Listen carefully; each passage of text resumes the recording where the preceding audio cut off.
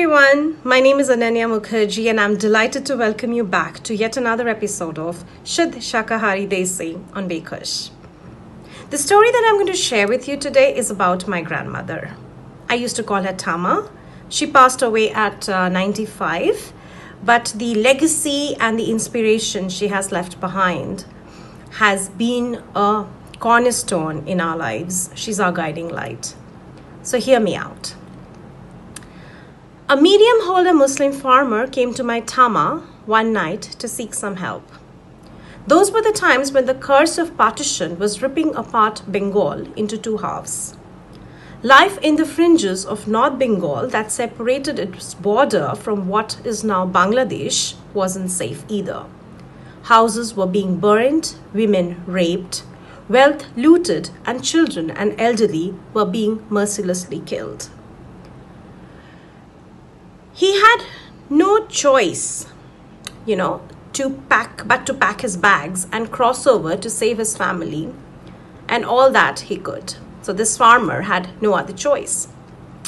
That night, he sought refuge from the landlord, who was my grandmother, and left a little bag wrapped in a soiled cotton, a soiled cotton bag.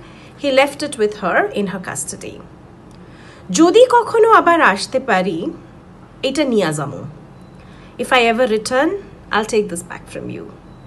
Tama convinced him that his bag was safe with her, and without checking any further, she took the bag and put it safely away in a big iron chest. Now, nothing could stop the partition of Bengal, and the farmer didn't return home for almost 4 years.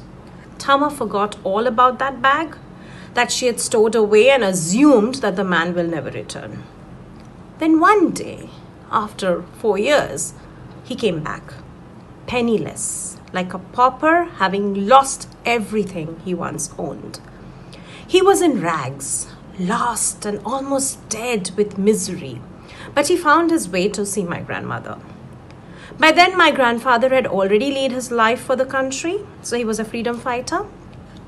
Our zamindari had suffered a serious blow, and then swarms of refugees were living on our ancestral quarters, and Tama was actually struggling with personal and financial losses and yet feeding the hungry mouths of those who sought refuge in our land. I'm told there were about 50 families she fed every day, and they were all given to stay on our land. They were given land to farm. They were given a piece of land to build their homes. And she was actually trying to rebuild their lives.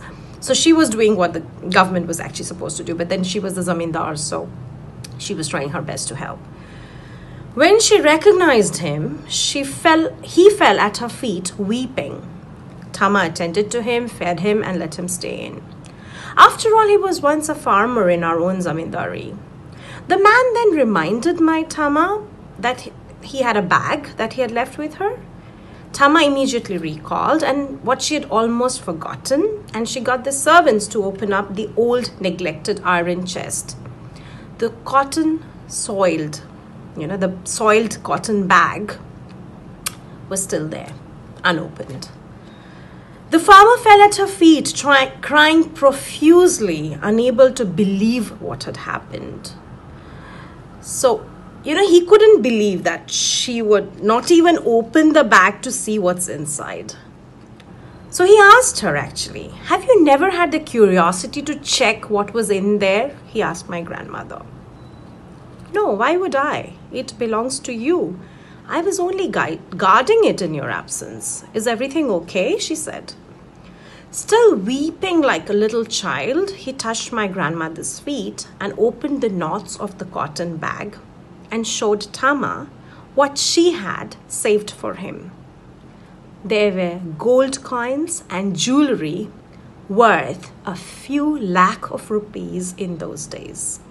So a few lakh of those rupees equals to crores of rupees in today's times. So that was my grandmother, and this story that I wanted to share with you is dedicated to her, to my grandmother, my Tama, the treasure she saved, the lives she touched, the relationships she treasured, and the trust she built.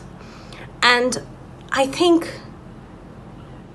for a Brahmin woman who's a zamindar. So there was no class difference, if you notice what I'm talking about. There was no marginalization of religion or economic status. It was all about trust.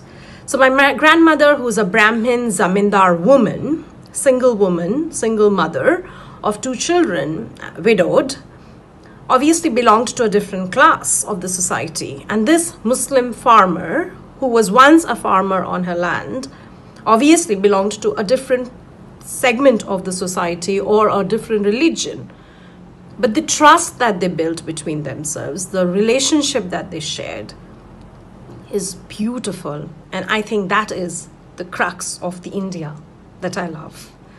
My country has always been secular and extremely tolerant. And in these tough times, I think, it makes me quite teary-eyed to say this, but this is dedicated to that spirit of my grandmother and the spirit of India. Jai Hind.